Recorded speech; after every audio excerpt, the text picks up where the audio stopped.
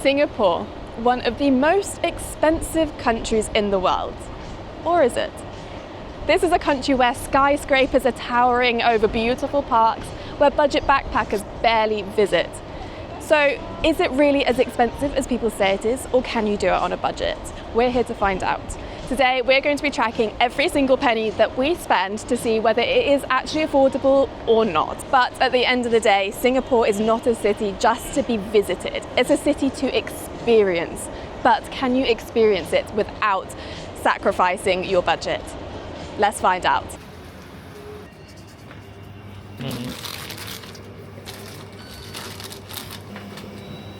We've just stopped by at 7-Eleven to pick up some breakfast because that's definitely the best and cheapest way to get breakfast here.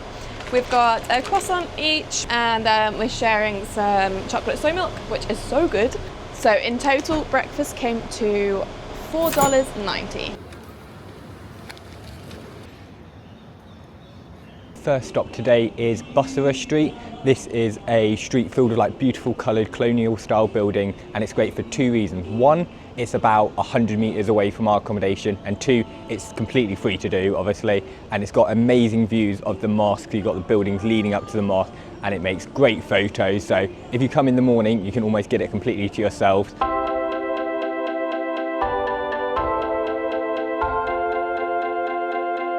This street is honestly so beautiful. It doesn't feel like we're in Asia. There's so many like Greek and Turkish restaurants. The buildings are absolutely stunning. They're so ornate. My favorite ones are right at the end of the street on the left by the mosque. And the mosque itself is so impressive. Very different to like the style of mosques we've seen in Asia so far, but it's so beautiful. Again, it gives very like Arabic, Middle East kind of vibes, and it just, you could walk down here and forget that you're in Singapore. Right at the end of the street is the magnificent Sultan Mosque. It's so beautiful. It was originally built in 1823, but was later demolished to make way for this new structure, which was built in 1924. It's so stunning, and it's absolutely huge as well. Like, it extends all the way down the side. It's the National Mosque of Singapore.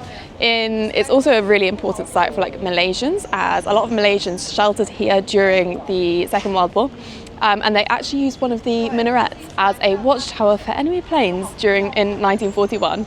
So you can actually go inside the mosque. Obviously you have to be covered up, but the opening times are between 10 till 12 and 2 till 4. That's every day except from Friday, obviously, when it's the mass call to prayer and their holy day. However, it's currently 8:30 and we've got a lot more to fit in today, so unfortunately we're not going to go in today, but it looks absolutely stunning from the outside. I can only imagine how beautiful it would be from the inside too. Just next to the Sultan Mosque, literally 20-30 metres, is Muscat Street, which, if you know, we went to Muscat like a month ago and it didn't quite look like this. This is a lot more colourful.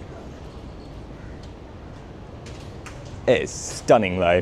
So much like vibrant street art, so much detail in it. Like, I didn't know Southeast Asia had so much incredible street art to offer, but yeah, they've got like little places, like that's the fort in Muscat. So cool. If you're like in the area, definitely check it out because it's absolutely incredible. It's also like interactive and just so detailed and cool. I think this is my favourite piece of street art we've seen in Southeast Asia so far. We've seen so much. Really? I didn't realise it was such a thing. Yeah. But I think this is my favourite. It's amazing. It is stunning. It goes all the way around the corner as well. Oh, okay, let's check it out.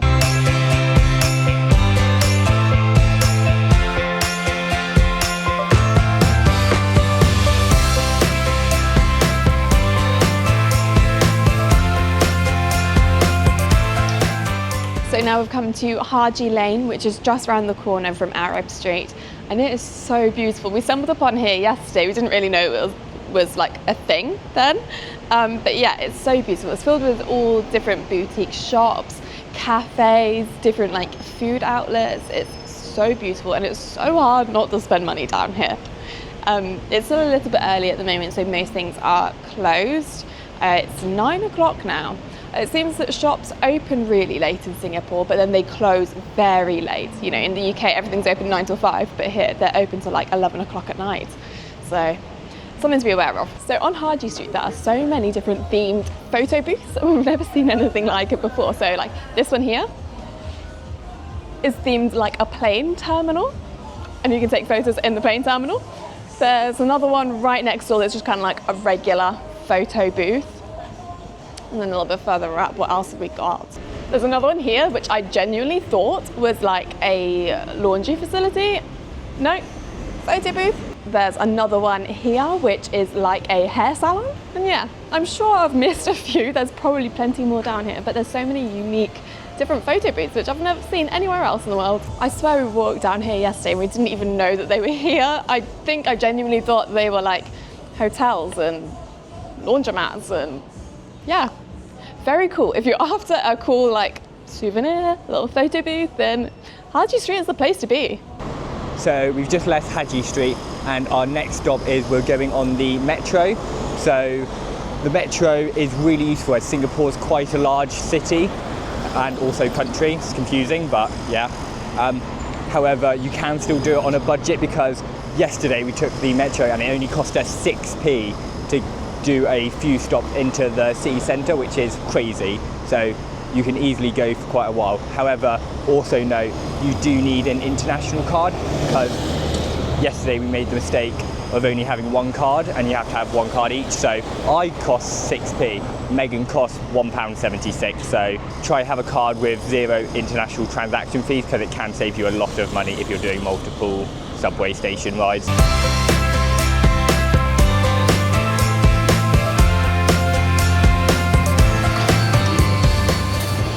We've just come to Fort Canning Park, which is this beautiful park in the centre of the city. The metro cost us 10 Singapore cents, which is so cheap.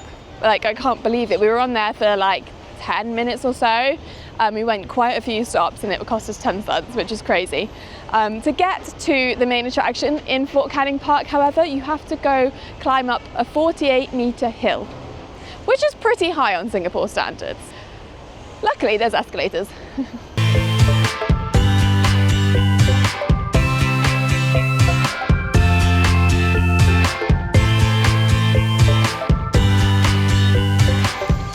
Just to prove we are going up some stairs.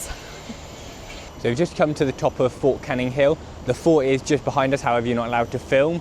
It was built in the mid-19th century as a defensive base in case of any attacks, and it wasn't until World War II when it was used as a bunker where it's got its first use. In the 14th century it was actually a royal palace for the king, and it gave great views overlooking the city, because Singapore's a very flat country, so even 50 metres high would give amazing views. But now there's loads of skyscrapers, so not quite as good, but definitely still a beautiful place to come and explore and just be surrounded by nature and learn a bit about the history of Singapore.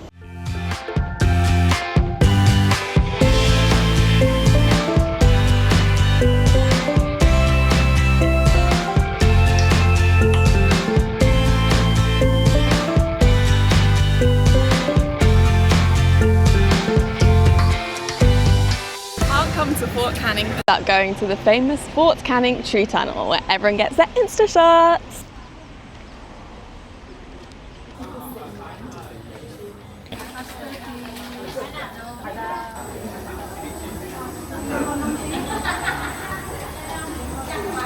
Yeah, I don't think we're gonna hang around for the Insta shots.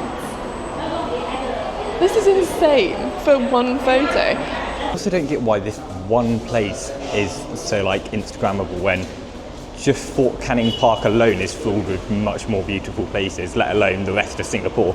That's more people we've seen queue up for one photo than anywhere we did yesterday, like Marina Bay Sands or Gardens by the Bay.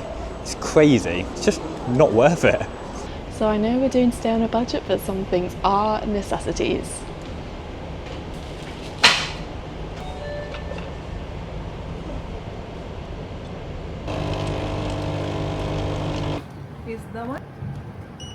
So I think 7-Eleven is definitely going to be our saviour today. We've got an Americano for $2.20 and Nat got a peach iced tea for $1.20. Basically the cheapest drink, but looks quite nice as well.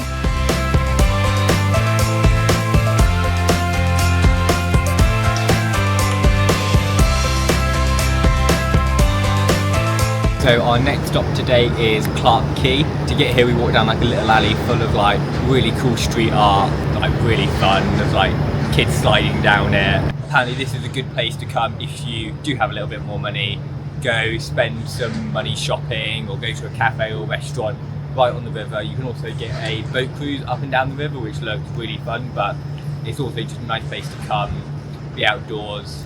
There's a lot of shade as well, which is nice. So yeah, I think we're just gonna have a little wander around and see what there is, and then head to our next point, which is on the other side of the river.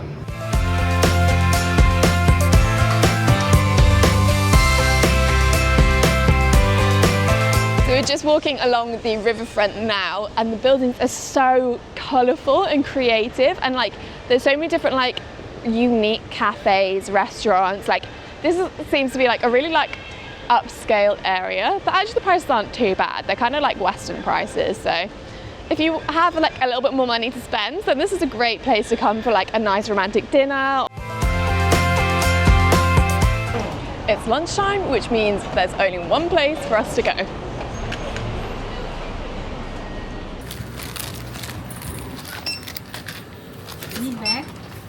We've got some wraps to heat up. On the back it says how long you should microwave it for. There's like a number. So you pay for it at the till, open the packaging, and then pop it in the microwave. That's okay. We have come to the riverfront to eat our lunch. We bought everything from 7-Eleven. In total we spent $10.50, and for that we got a Mexican and rice burrito, Mexican rice and beans burrito, a roasted chicken kebab wrap. We've got a bag of crisps to share, some mini rolls for something sweet. I know we're eating a lot in 7-Eleven today, but I think it is really the way to do Singapore on a budget. Food can be quite expensive here, so eating out 3 times a day isn't the best way to do it on a budget. You could spend so much money doing that, and 7-Eleven is so cheap. The food is actually really good, the coffee's really good, and they're everywhere. You're never more than 100 meters from one. They do vegetarian stuff like this Mexican rice and bean burrito. However, sometimes because they don't do too much vegetarian stuff, it can be sold out. So we went to 3 different 7-Elevens looking for this one, but like I said, they're all like within 100 meters of each other, so it really isn't that much effort.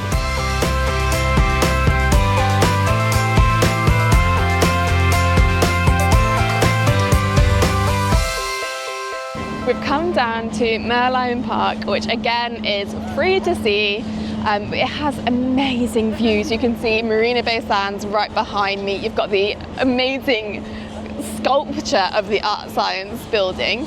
Then you've got the Singapore Flyer, the massive Ferris wheel over there, and the Helix Bridge just behind you, like the complete Singapore skyline. It looks insane. It's also famous for one particular sculpture. Don't know if you can guess it from the name of this park, but we're about to go see it. So obviously Merlion Park is not complete without visiting the Merlion statue.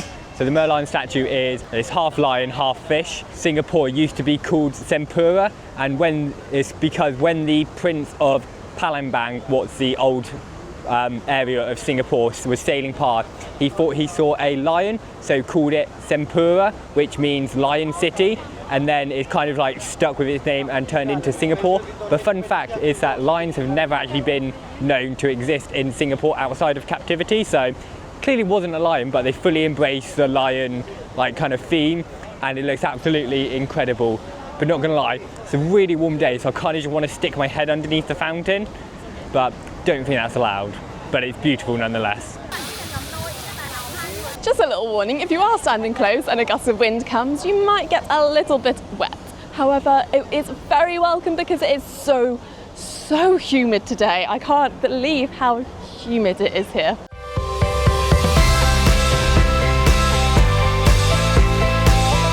Okay, it's so humid we had to stop for a cold drink. I've got a mango juice for $2. Nat's got a Calippo for $2 and a Ribena for $1.20, so that's another $5.40 for today.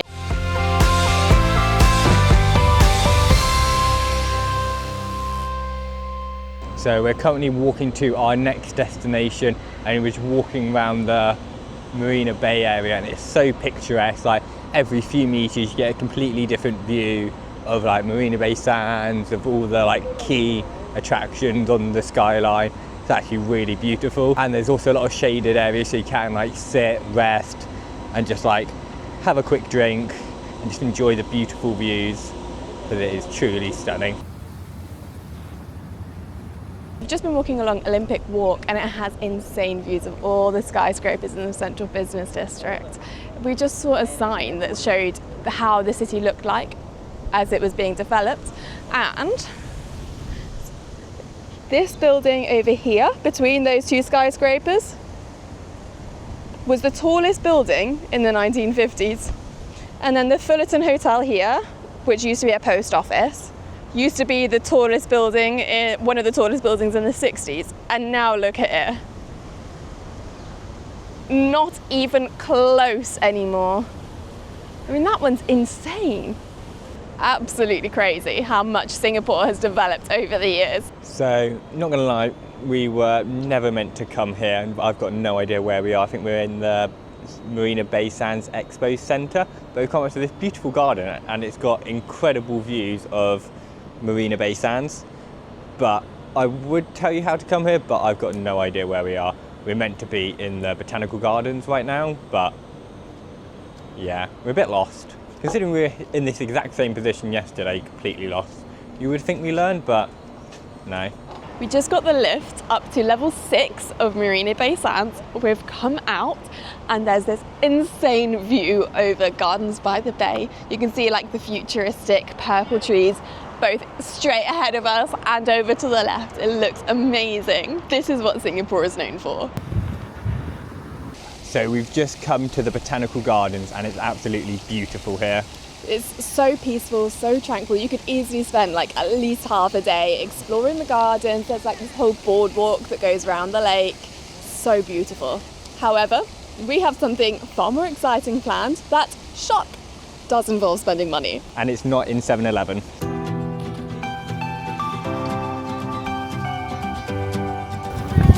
adults for a skywalk.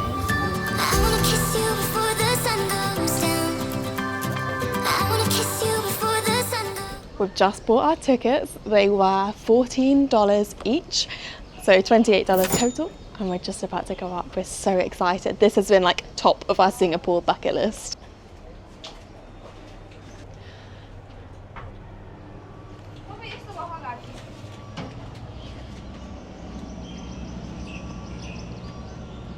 We're quite high up. Oh my goodness, look at this.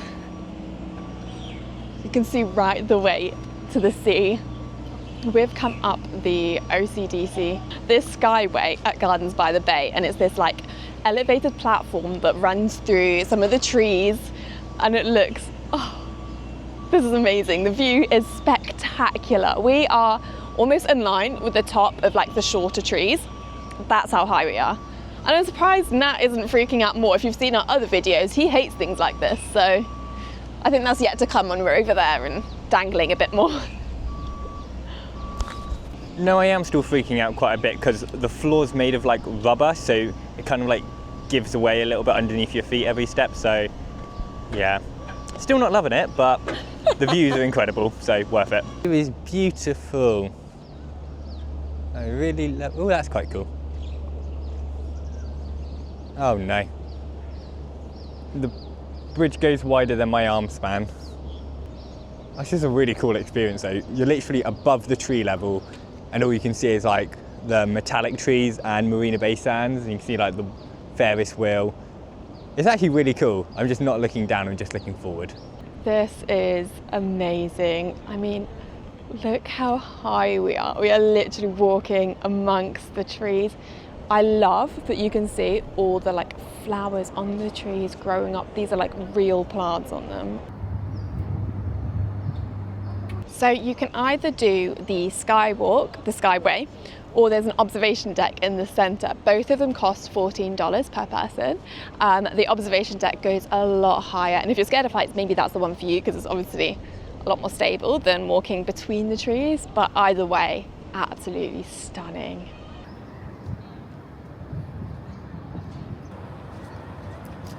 every night in the Super Tree Grove, which is where we are now, there's this amazing light show.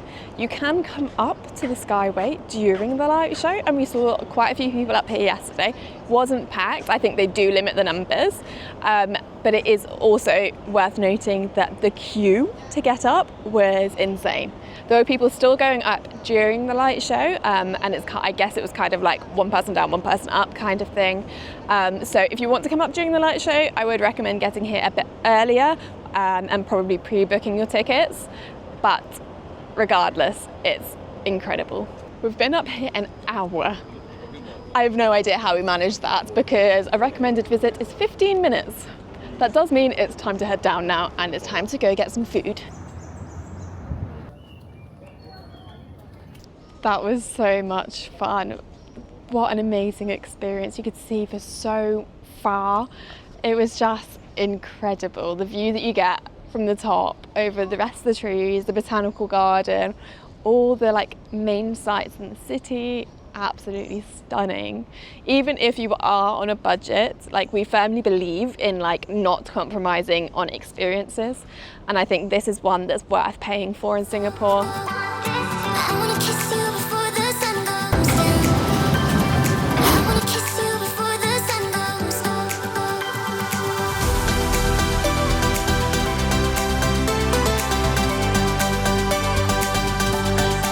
So for dinner, we took the metro to Chinatown, so that was another 10 cents each. And now we've come to Maxwell Hawker Centre, where there's so many different options. Again, like last night, no idea what the vegetarian situation's like. I think that should be fine here, but it might be a bit more difficult for me. Fingers crossed we find something good. This place is huge. We've just been down the first row of different stalls. Now there's a second row, and I think there's a third row down there. So we are spoiled for choice. In fact, if anything, it's a little bit overwhelming. And we have found a few vegetarian dishes, so I think we're looking good.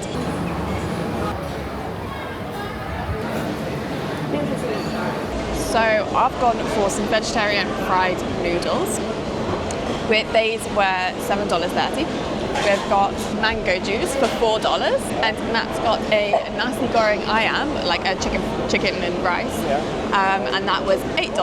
So in total, this whole meal cost us $19.30. So let's see how it tastes. Get a bit of chicken, bit of rice, bit of veg.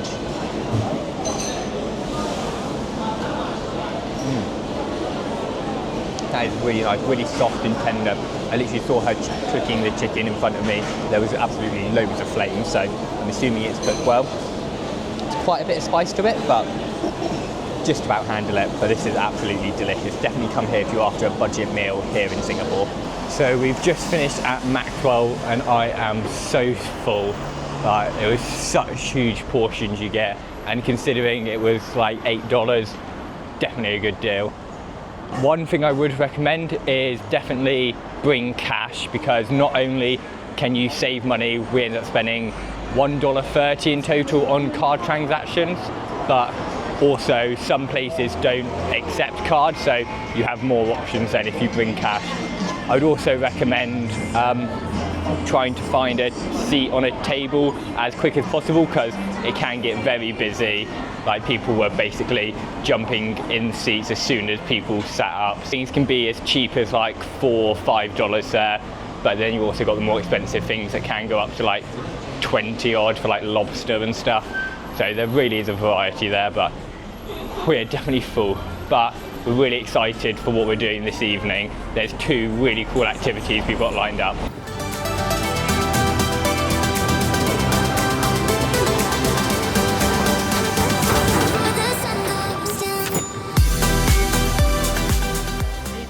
It is so busy. Gardens by the Bay presents Garden Rhapsody. Watch the Sister Trees come to life as we unveil dazzling lights and musical trees.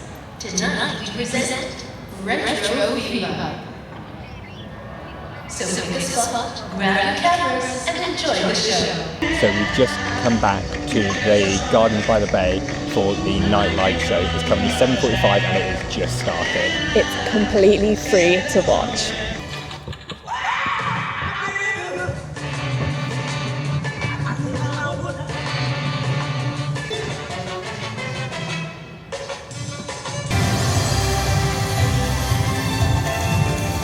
So we've just finished the light show at the Gardens of the Bay. It was really good.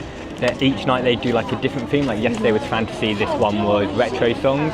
Both were really good. We probably preferred yesterday's a bit more. It was all like film music and Yeah. stuff that you really recognise. Yeah. And it was a lot more like immersive. Yeah, so we definitely enjoyed last night, but both were really good.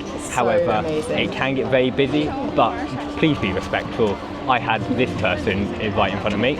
Don't be him, just be aware of your surroundings. Don't block people's views because it's really annoying. Yeah. So the show lasted 12 minutes, but honestly it felt like a lot longer. It was so good. It was amazing. Yeah. They are every night at 7:45 and 8:45 p.m.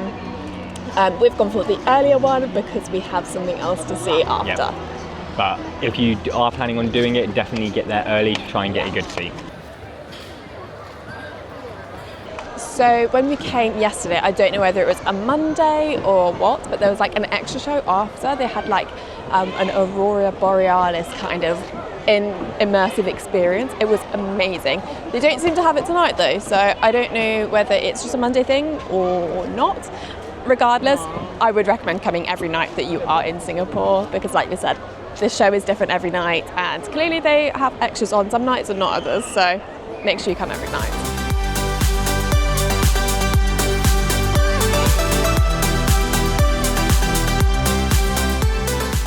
So we just left Gardens by the Bay and walked along the Marina Bay front, and we get amazing views of the Helix Ring. We've also got the Art Science Museum to my right, and they look absolutely incredible at night. However, this isn't our final destination. We're going a bit further along for our final thing of today. The Art Science Museum looks so cool at night. It's a 3D structure. It's got like black sides to each like little bit that goes up, and because it's dark, you can't see them, so it just looks like this huge like white shell. It's so hard to describe, but it looks awesome. You definitely need to check it out at night.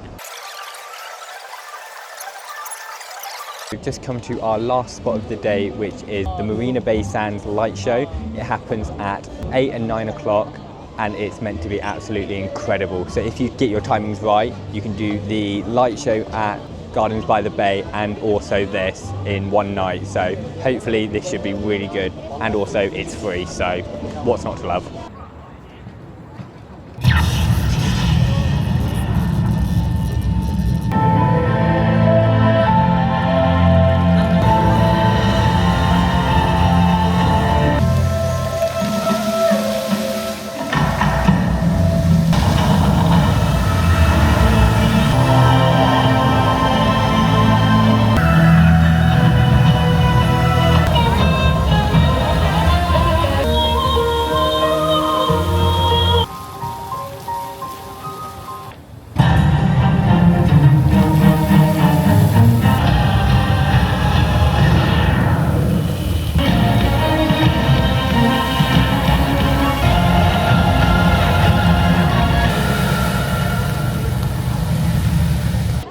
I am speechless. That was insane. I think that might be one of the best things we've done in Singapore. It's the best fountain show I have ever seen.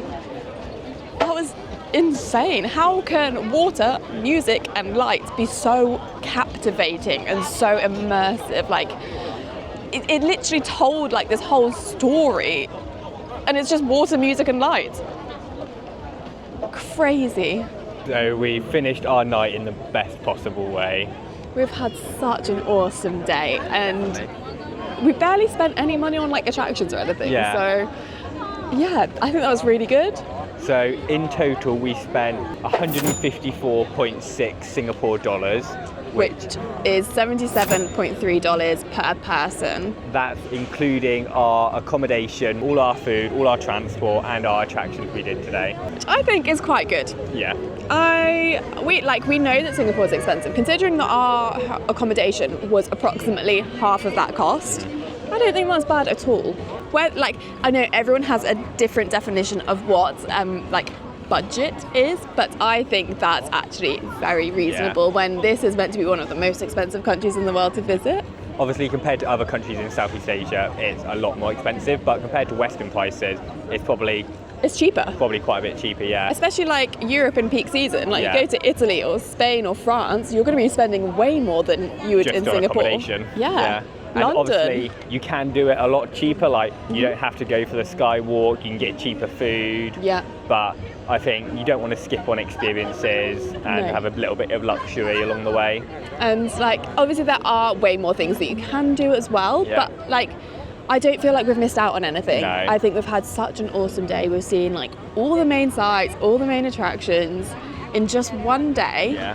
If we had more time, we would stay longer, but what an awesome introduction to Singapore. Yeah, so hopefully this video showed you can do Singapore on a budget. So if you've liked it, give it a thumbs up and subscribe so you don't miss the next one where we're heading to a new island.